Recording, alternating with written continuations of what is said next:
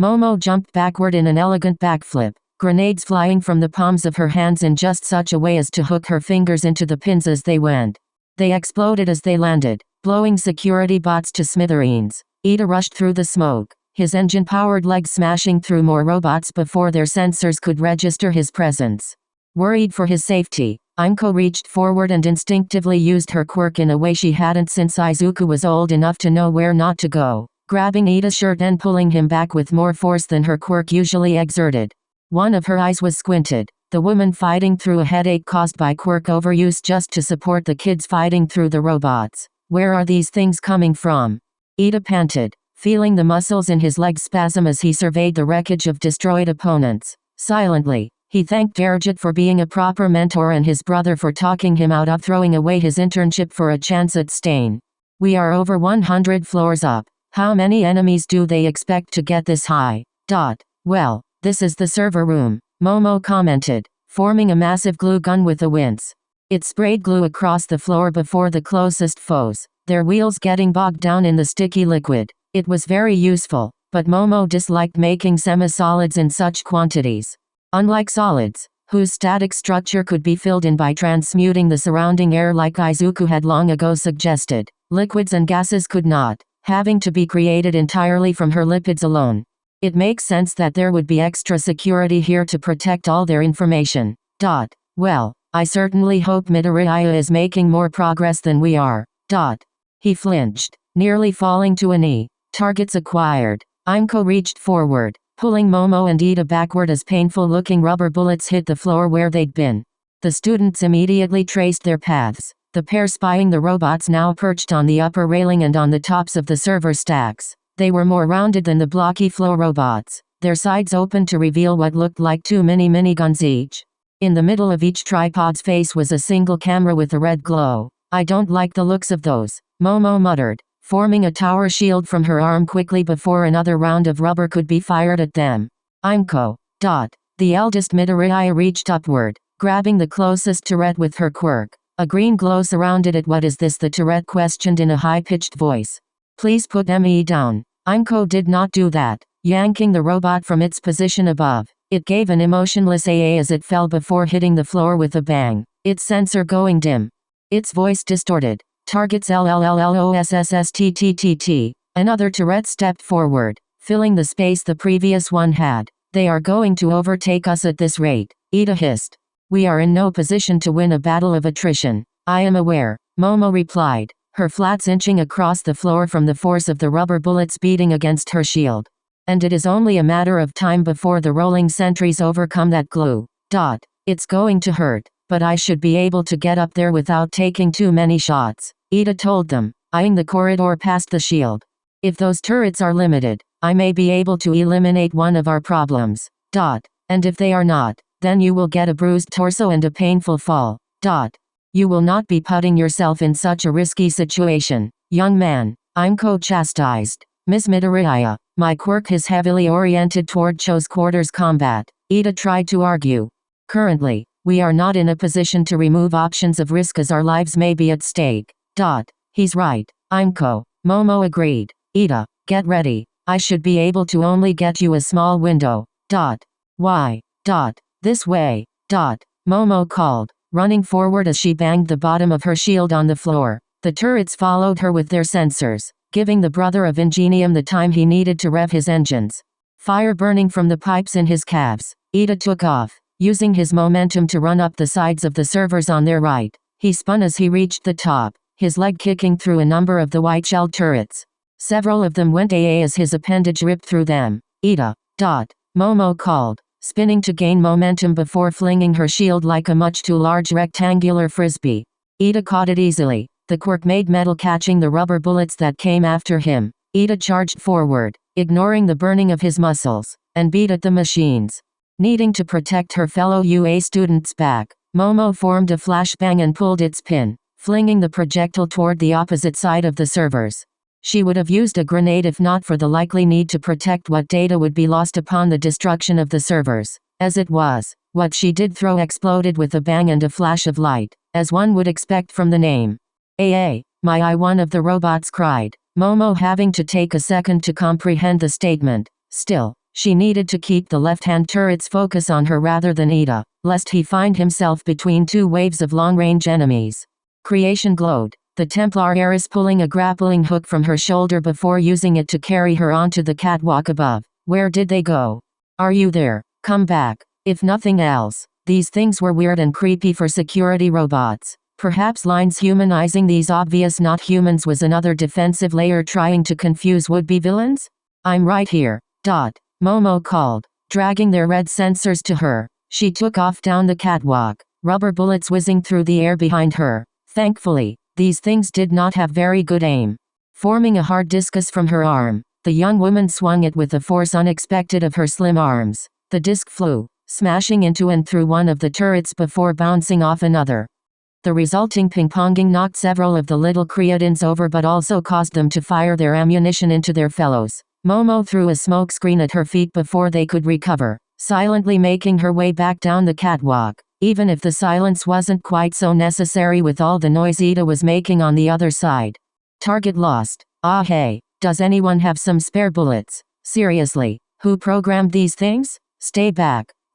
Imco's voice yelled, Momo looking down to see that the tide of rectangular droids had finally pushed past her glue trap and were now rolling toward the Midoriya matriarch, the green-haired woman using her quirk to rip wires out of sockets as quickly as she could but rapidly slowing, a spot of blood starting to roll down from her nose. Fearlessly, Momo leapt from the catwalk, grenades forming from her arms as she fell. Another twist caused a long pole to erupt from her palm, the Ravenette using it to bleed away her momentum before spinning to bowl over the first wave of robots. Her explosives exploded, raining metal chunks down over the rest of the robotic army. Momo ran, a thin wall forming from her back to break the line of sight between them and the robots, for that had proved to be enough to distract the turrets at least. Imco panted, her pale face flush with exertion as the fight had pushed her to physical, mental, and quirked limits she had not pushed in a long time. As Momo had feared, a trail of red dripped from the mother's nose, the woman trying to slyly wipe it away without leaving any evidence on her rumpled dress. I hope Izuku's okay, the woman panted. Me too, Imco, Momo replied. Be it Izuku or someone else, it would be nice to have some backup right about now. No sooner had she said those words than a beautiful, upbeat melody started to float through the room. A bang rattled the floor as nearly a dozen rectangular bots were sent flying by something on the other side of the room. Momo felt her strength returning, her tiredness leaving, as the words of a battle hymn echoed through the room. Come get some, you brainless bots. A voice yelled. The speaker ripped up a piece of the floor and started to roll it forward, trapping robots in its growing spiral. Hey, that's not nice. One of the turrets commented before Ida kicked it from behind, the machine going, until getting caught in the deformed swirl with a crunch. The whole thing cracked and shattered, falling apart to reveal a large, broad-shouldered young man several years older than Momo and Ida. He raised a hand, the shimmering metal on his forearm absorbing the impact of several rubber bullets only for him to swing said arm in the direction they'd come, the metal that had coated his hand flying off to turn the offending turret into scrap. Salutations and howdy, y'all, the man said with a showman's bow, his Southern American accent so thick Momo almost thought it fake. You can call me Andre D. Blanchett, but back in the States, I tend to go by my heroic name. Please, call me Iron Giant, and this, He turned, stomping on the floor. There was a pulse of force, Iron Giant pulling debris into his foot, turning it to dust, and spraying it out of one of his hands to clear the hallway of the wreckage he'd left in his wake. This is my little sister Annabelle, the greatest voice to be accepted to the Parkers Harris de l'Université de Bordeaux in France, the singing hero, chanteuse. I've told you to cut it out with the introductions, Andre. The woman scowled, Momo swallowing hard at the young woman's beauty. Ida flipped off the servers on which he'd been battling, landing on his feet in their midst. What have I? He began only to trail off, staring. Ida, Imco said, shaking his arm. These are apparently Andre and Annabelle, heroes from overseas. Apologies, Andre said, his language still accented with American Southern, which only sounded understandable from Momo and Ida's interactions with Snipe, who spoke in a similar manner despite having been born and raised in Japan all his life. Predictably, All Might loved the math teacher's faux accent. Would you prefer we communicate in Japanese? You know Japanese? Momo questioned. Stepmoms from there, Andre explained. Can we get some names before the robots come back? I think I've only bought us a little time. Ah, right. The young heiress blinked. I am Momo Yaoi Orozu and this is Tenai Ida, a classmate of mine from UA High School. My hero name is Minerva, while Ida does not yet have one he is comfortable with. This is Imko Midoriya, the mother of another classmate. And where is this classmate of yours now? He gave chase to one of the terrorists. Ida offered, cited that his quirk would be better suited for a human opponent than against robots. He has been gone for some time. Andre and Annabelle traded a look. Well, the man said, that's targets acquired. Rubber bullets pelted the Japanese-speaking French-American in the back, the man quickly shielding his smaller sister from the hail. He weathered the onslaught alone for several seconds before it passed, the man letting out a breath. That's gonna bruise. Andre muttered what in Tarna. The floor rattled, the group turning to see the wires holding the catwalk snap, dropping the walkway to their level. Facing them was a machine the same make as the turrets from before, only this one was at least 50 times the size of the standard. The light that indicated where its focus was lowered on them, its sides opening to reveal massive weapons. Do not move. Andre knelt, drawing the mass of the floor around over and through his skin as he shaped a growing wall in the hopes it would do something to counter whatever this massive turret had in store for them. What he was not ready for were the rockets. Nearly a dozen of them impacted the man's hasty shield, blowing the structure to smithereens and blasting the humans backward toward the far wall that was nothing more than a full window. There was a crack as the glass shattered, a scream almost lost to the wind. Momo opened her eyes, her ears ringing, only to see the jagged, blood-dotted hole in the window and a hint of green falling past the end of the floor. Her eyes widened, her body moving without her input as Momo Yaoi Orozu dove out the window after the free-falling form of Imko Midoriya. The elevator did not reach the bottom of the shaft, rather getting stuck on something at the very end. The group had to wedge the doors open with Michael's sword hands, only to find the remains of Momo's improvised elevator that had fallen, what seemed like a long time ago to Izuku, crushed between the elevator and the lowest bulletproof glass. Izuku, at least, had the decency to be sheepish about the inconvenience and explain why it was there. The front of the Isu structure was only noted by a shift in coloration. The door was open, creating a rectangular space into the deeper structure, but the gray metal had only recently been uncovered. What remained of the former camouflage made the outside look like any other rock formation, the green lights of the powered structure only now making it stand out. There were two pedestals, one on either side of the door, their lights red in what Izuku assumed to be a locked-open position. 4 large plants were set around the landing, there to recycle carbon dioxide back into oxygen as a precaution. Izuku was not the only one gawking, each of his companions staring at the entrance with something akin to awe. He noted that Melissa winced, David's tense hand on her shoulder. There, we brought you here, the man said. Now let Melissa and me go. Sorry, Doc. Wolf replied, much as I'd like to, we can't let you sort out the system above until we're done here. Can't give you a chance to disable the elevator and I don't think any of us is strong enough to survive a swim to the surface, much less haul the rest of our asses up, too. You think I would leave you to die? I did kill your assistant, even if I saved your life by doing too. We damned humans have never been rational by nature. Izuku didn't want to admit that Wolf had a point, but he did. Besides, if you free the heroes, who's to say one of them doesn't make that choice for you? No, you're stuck with us all the way. And what if the situation sorts itself out and we all get trapped down here? If the situation sorts itself out, do you really expect All Might to allow anyone to do that while his best friend and niece are down here? More likely, he'll come down himself. Personally, I would rather not stand around talking. Izuku cut in. I mean, it is kind of important to me that All Might, my high school teacher, does not learn about my double life. Thank you very much. It'll be fine, Prince. Michael promised. Trust me, we'll get you off scot-free. Assassin's honor. I doubt it will be that simple. Sword kill. No point standing around, though. Wolf said, agreeing with the verdict. Doors open, so let's crash the party. Sucking in a breath, Izuku stepped forward, the group entering the temple.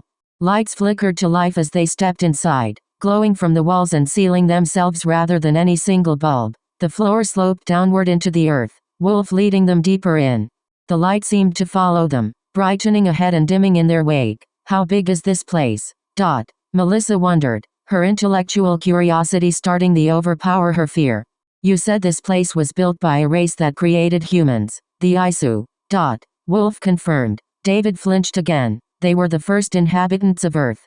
Ultra advanced in their technology to the point where they could accurately predict thousands of years into the future. Assuming, of course, they had the right information. They created humans as their own personal workforce, crafting us as fucking slaves. Not as smart, not as strong, not as anything as them, but they were more human than they wanted to admit. What do you mean? If the internet has taught me anything, it's that there are humans out there who will fuck what they aren't supposed to. The redhead responded. Some of the Isu were the same way. Suddenly, they had hybrids in the mix, and these ones the Isu couldn't control with their fancy-ass toys. I trust you know the names Adam and Eve. Yeah. You can't be serious. Melissa gasped. Izuku felt his own mind spinning. Sure, he'd known about the Isu and their technology from the overviews Masters Aizawa, Nemuri, Keeper, and Nekoi had given him, but this was another level of detail. That's why Isu relics are called pieces of Eden, kid. From what a few of our forebears before Metas learned by jumping into memories of the past, Eden was the Isu capital, and a war between them and their human slaves distracted them from a coming solar flare that wiped out 90% of the population. Places like this were like research stations hidden from the war, trying to find a way to avert the catastrophe but failing in the end. Still, experimental shit is dangerous, especially at the Isu level. That's why we're here. They reached the end of the entrance, the hallway opening into a cavern. Blocks of various rectangular size floated in seemingly random patterns, that green glow from the walls outside here running through the circuits. The bottom of the room was nothing but water, shadows moving under the surface. Izuku was so busy taking in the sights, he wasn't quick enough to react. Luckily for him, Wolf was less impressed, his personal hidden blades extending from under his sleeves to spear the necks of the guards on either side of the entrance in a double assassination. Melissa had to cover her mouth with a hand as they fell, the life draining from their bodies. Prince. Michael said, you know how to fire a gun. I have had a crash course. Izuku answered, the pink-haired man taking one of the M4 rifles from the hands of a dead soldier and holding it out to the student. Izuku hesitated for only a moment before taking it, draping its strap over his shoulder and getting a feel for the weight of the weapon. Michael pointed to it. This is the safety. Press that before you shoot. Got it. I understand. Sword kill. Good. Wolfram, what's the verdict? The leading assassin checked the pockets of the man whose gun Michael had taken. Finding nothing but additional ammo, Wolf picked up the fallen soldier and chucked him over the side. A frilled shark, a horrifying thing of patchy, pale skin, empty eyes, and hundreds of needle-like teeth, practically pounced on the body as soon as it hit the water. Red spread from the impact, causing a frenzy of frothing. Pink water as a host of the ugly deep-sea sharks each tried to get their piece of the easy meal. Melissa turned a little green at the sight. Ugly-ass bastards below and a closed door at the other end with what looks like a couple switches. I should be able to get over there the old-fashioned way. I would just use my meta, but I don't have a clue what that would do to the systems and don't want to risk it this far underwater with those things chomping at the bit. I'd rather not risk anyone else falling in, either. We'll wait here. Be careful. At his friend's words, Wolf jumped off, landing on a rising cube. Izuku watched him with the reverence due an experienced assassin as he worked his way across the room, hopping from moving block to moving block and shimmying over the thinnest ledges on the wall. More than once, Wolf had to backtrack as a blue shield appeared to block what would have been his next move, the man not wanting to risk moving through what was obviously a security function. Several minutes later, Wolf landed on the other side. He fiddled with the switches, the moving blocks rearranging with each, until he found the proper combination to give the others a bridge across the room. And that, he said, opening the door with a sensor, is how we assassins fucking do it. Yeah, show off. Michael chuckled, punching his friend in the shoulder. The group fell silent as they drew closer to the other end of a short walkway, Wolf gesturing for everyone to be quiet. Izuku activated his eagle vision, over 24 red silhouettes appearing in the room ahead. Izuku tapped Wolf on the shoulder, silently indicating the number of enemies he saw and lifting his gun in question. Wolf held up a finger in answer, telling the boy to wait. Shield. Can you see clearly? Wolf whispered. Do you recognize anyone? I think so. The man replied. He pointed at a tall man with gray hair spotted black and blue. That's Oberon Stilt, one of Island's council members. And that man with the shoulders sticking over his head is Dr. Henry Overlane of the Texas Institute of Archaeology. And that woman with white hair and darker skin is Arya Deshpande. She's one of the big names in hero costume manufacturing in America. I don't know the names of anyone else, but I recognize them from pictures in various scientific journals. You mean to tell me all these people are Comet Templars? Yeah. Stilt is probably the one in charge of the operation here. Wolf muttered, eyeing the guards that stood at the raised edges of the room. Other scientists worked in the center, studying the artifacts in the room with handheld tablets, their fingers typing away notes and readings, trying to figure out which artifacts were safe to move and which needed special care. The room was filled with podiums, some of them already empty and others with items of different shapes floating above them. Damn, this place is a gold mine of POEs. Who knows what these things could do if they can make them work.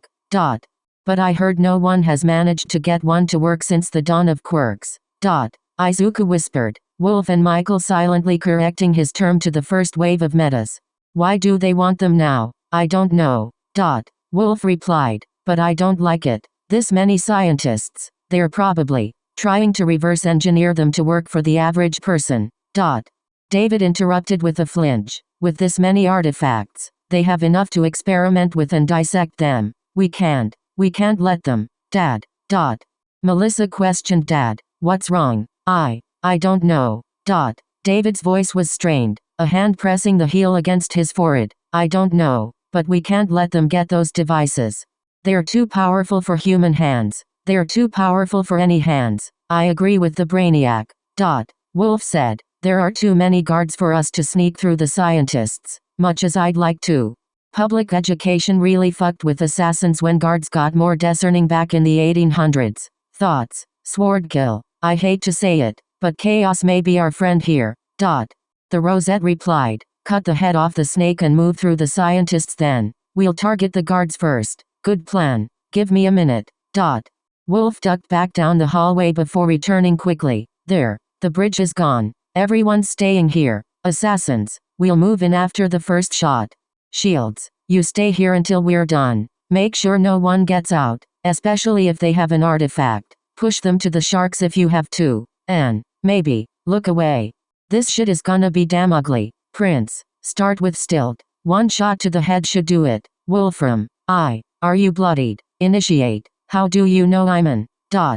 Swordkill told me. Are you bloodied? Well, yes. During my internship. Then it's not like this is your first kill. But I know you Japs can be weird about guns. Typically pistols for you all, right? Well, the less legal of you. Alright kid, stock to your shoulder. Keep it flush against you, else the kickback hurts like a bitch. M4s are pretty accurate and they're semi-automatic, so you don't need to worry about firing multiple shots unless you try. Locate Stilt first, then aim. Put his damn Templar brain right at the top of that sight and remember, if he had a knife to your assassin neck, he'd kill you, your family, and your teachers without a second of hesitation because he doesn't care about you. He wants you and yours dead. Don't give him a chance. Kill him, then fight like your life is on the line, because it is. Fire. Izuku pulled the trigger. The sound of the rifle was more of a pop than a bang, the gun kicking into his shoulder. One of his eyes closed, but the other was open to see the splatter of gore that became of Oberon Stilt's head. Scientists screamed, starting to panic as yells of assassins began to echo around the room. Those who were more cowardly or more clear-minded ducked behind pedestals, but they were not fast enough to stop Jonathan Wolf and Michael Corvain from slinking into their numbers. Izuku shut his emotions down and rolled in, shoving his back against another pedestal, this one with a floating cube over it. He raised the M4, pointing it at another guard, this one in between two others on the opposite side of the room. He pulled the trigger, planting a bullet in the man's chest. The force knocked him backward, his body hitting the wall and sliding down. Wolf and Michael took the chance to act while the guards were put off by the second death. Michael charging to one side to skewer two of them while Wolf extended his hidden blade with his meta to lop the head off another on the other side. Izuku spun, nailing another guard through the head before he could raise his weapon against Michael. Gunfire erupted from behind. Izuku turning to see that Wolf had grabbed a scientist and used him as a human shield. The one David had named Dr. Henry Overlane, the scientist with the tall shoulders, charged in only to receive a shard of metal in the throat. His punch interrupted. How the fuck did they get down here? One of the guards screamed. A bad feeling overtook Izuku, the young assassin rolling away from his spot just before a small hail of bullets perforated where he'd been. He spun toward the noise, squeezing the trigger. His own gunfire put 2 bullets in one who had tried to kill him, the man falling forward off the raised edge. A woman, Arya Deshpande, rushed by with a thick briefcase in hand. Izuku moved without thinking, his rope dart shooting out to catch her by the calf. She screamed, her leg pulled out from under her, causing her to fall onto her face. The briefcase clattered out of her hand and opened, losing its contents. Izuku yanked her back, the Indian American managing to roll over to see the face of one of the killers. Only Izuku's mask met her sight. He hesitated. You won't kill me, assassin, she yelled. England. An English longsword made of letters shot from her mouth. Izuku throwing himself backward to avoid the sharpened E that tried to open his face. Arya tried to get to her feet, a cry of pain making its way out of her as Izuku ripped the rope dart out of her flesh in a spray of blood. Izuku brought the M4 up, ready to fire, only for Arya to throw herself in his direction, spitting daggers of sharpened country names at him.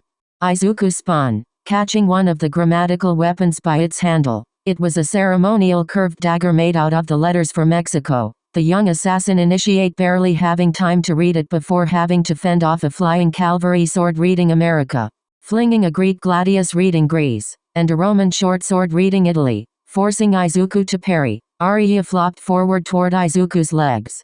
Egypt. She screamed, a massive kalpesh forming from her words. She grabbed its handle, the letter T extended to become such, and swung the crescent blade at the boy's legs. Izuku jumped, avoiding the severance of his legs, and pulled the trigger of his M4. 2 bullets planted themselves in Arya Deshpande's back before Izuku brought down her own quirk-made dagger. She coughed blood, looking up to glare at her killer. You won't get out of this one, assassin, she hissed her, word weapons fading. She tried to push her upper body up, getting as close to Izuku as she could.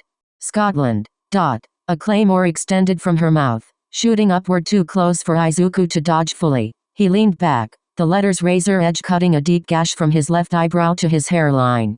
He flinched, sending his rope dart out on instinct, and the claymore disappeared. One eye shut on account of the crimson blood now dripping into it. Izuku's other took in the scene of the once pretty woman. Izuku's dart stabbed directly into the middle of her forehead. He didn't have time to think about what he'd just done. Izuku spinning to help his fellow assassins. Only one of the guards remained, a hulking shark man whose skin seemed thick enough to counter Michael's hand blades. The guard's gun cut in half on the floor. Wolf stomped on the ground in the center of the room, a wave distorting the metal floor to trap the remaining scientists' feet where they were. Izuku raised his weapon, waiting for the moment the guard caught Michael's sword arms with his own thick armor, the two entering into a battle of strength. Izuku pulled the trigger, his bullet entering the shark man's eye. The guard jerked, his body going slack as he slumped over, blood dripping from the puncture. Exterminate the scientists. Wolf ordered, spearing through a Karingbird person. Death to the Templars. No survivors. Izuku didn't have a hidden blade of his own at the moment, and maybe that was for the best. At least with the M4, these kills didn't have to feel so personal. He aimed for the backs of heads, mercifully taking life by surprise while his victims stared at Wolf and Michael in fear.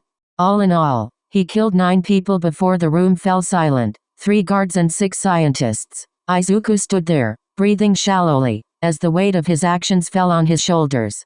He didn't buckle, but he barely had the wherewithal to re-engage the safety of his rifle before it fell, one hand keeping it parallel to his leg as he stared at the carnage. Everyone okay?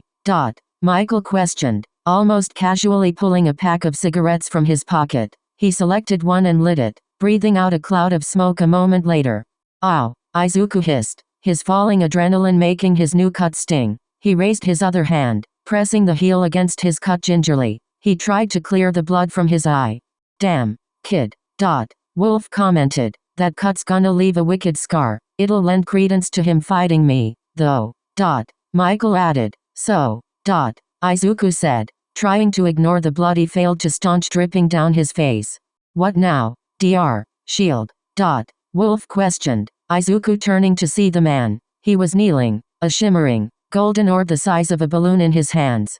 Light danced around him, seemingly from nothing, and as quickly as Izuku could comprehend the image, it was gone. David's shield climbing to his feet. The metal floor turned green beneath him, the room brightening. "Welcome back, City," a voice said, but it was not auditory. It felt more like the concept was transferred directly into his head. "Begin startup processes." "Begin." David ordered. Green pulsed from under his feet, crawling up the walls through the circuits as a low hum started to fill the room. The pedestals lowered, sinking into the floor and taking the unmoved artifacts with them. "Dad."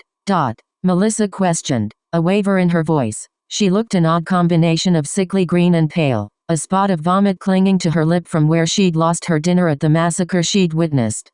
"Dad, what's going on?" "I remember," Dottie whispered. "I remember everything. 1,000 lifetimes, 1,000 deaths, 1,000 failures." A tear fell from his eye, sizzling against the golden side of the orb he carried. His lip trembled. "I finally found her, my darling Seshet, my sweet Melanie, after 1,000 tries, and they ruined it. Wah, Mom." Melissa blinked. "What does Mom have to do with any of this? Sounds to me like both of your parents were sages, kid." Wolf stated, tactless as ever. "That explains a lot. It was a damn Romeo and Juliet story. What happened, though? They took her." David muttered, his sadness twisting into rage. "They tried to blackmail us once they learned who we were. They took our girl, so we did what they said. They took our memories, and Seshet died in the process. My love died again and I couldn't save her, this is why we fight the Templars, kid." Wolf said, gesturing to the sage. David was all but bawling, tears flowing down his cheeks as the repressed memories broke through the block in his mind. "Because they're capable of shit like this, and I bet they did more, too." "They did." David confirmed. "I was the one that found this lab. I triangulated its new resting place from the original location. I helped build it with Seshet so long ago, and the Templars suppressed everything. They turned my wife's death into a car accident in my mind. They used me and erased my mind over and over and over again. It was all for the greater good." A woman's voice commented. Everyone turned, finding a beautiful woman with black hair holding a knife against Melissa's throat. Her other hand held a pistol, and what they could see of her behind the blonde was clothed in a blue bodysuit that shimmered like stars in the night sky. Her green eyes glared at the group like sharpened jade. "Melissa." David gasped. "Computer, activate, No." The woman warned, pressing the knife against the teen's neck. "What we did was for your own good, Dr. Shield. Your wife's death was an unfortunate accident, but we couldn't leave you wallowing in your own misery or playing the blame game when there were so many things you had to make for us. If we didn't wipe your memory, we would have had to lock you up, and you and dear Melissa here wouldn't want that, would you? No, we needed your intellect where we could keep an eye on you. We took you to Island and you didn't disappoint, more like you were scared of All Might getting involved." Izuku commented. "He would certainly have been a thorn in our side." The woman admitted, "But we could have managed him, had we decided the Sage of Thoth needed a tighter grip. You should be thankful we let you have the reign and resources we did." "Let my daughter go." David demanded. "She has nothing to do with this." "Oh, but she does now." The woman rebuffed. "The assassins pulled you and her into the fight. I can't just let you walk away until you agree to the memory suppression again." Izuku started to raise his M4 only to freeze. The woman's eyes on him and her knife primed to slash if he so much as made another move.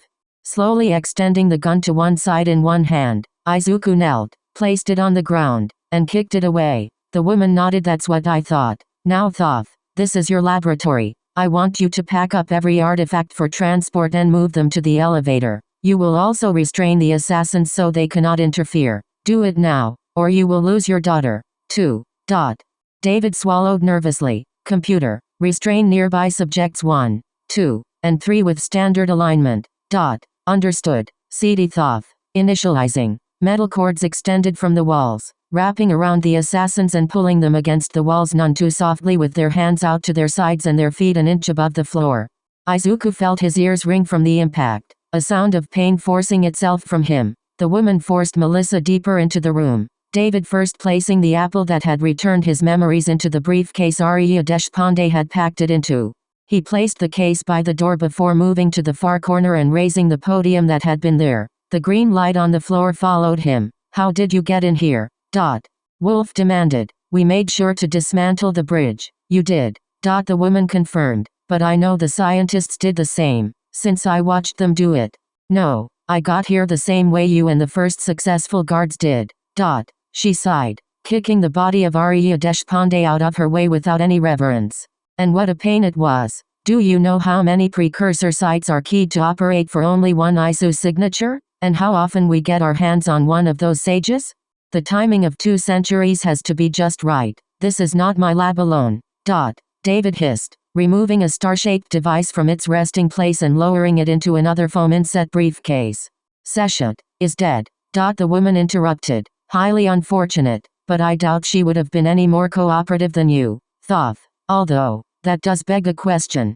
Does the system recognize only you, or will it recognize your child? Order the system to scan for other masters. But, now, Thoth. She ordered, before we all lose the chance to learn forever. Computer. David said, a slight hiss to his voice. Initiate scan for genetic similarities to myself. Control expansion sequence 3. Scan sequence 37. Yes, CD Thoth. Initializing. Scanning. 4 ISU lineage signatures detected. 1 related to CD Thoth and CD Seshat. Analysis. Direct relation to both. Child. Please input designation daughter Melissa Nubia Shield. Input saved. Greetings, CD Melissa. Welcome to the lab. Look at that. The woman grinned. We have a new master for the site. Isn't that just perfect? Just in case we need one. Izuku felt the cords around him go slack enough for his feet to touch the floor without showing the change, but he did not move instantly. He glanced to his right, seeing both Wolf and Michael in similar states, biding their time. He didn't know what changed within the system, but David had to be behind the change, somehow. Michael's finger bounced on the wall, just within eyesight for Izuku. Tap tap, tap tap tap, tap tap, tap tap tap, short, long, 3 short, repeat. That was some of the Morse code Master Aizawa made him memorize. Wait. So Izuku waited, watching as David Shield, apparently the sage of the Isu Thoth, was forced to pack away artifact after artifact into the blood-stained carrying boxes scattered among the dead. Wolf. Michael, he thought, I really hope you have a plan. One that doesn't lead to Melissa Shield's death.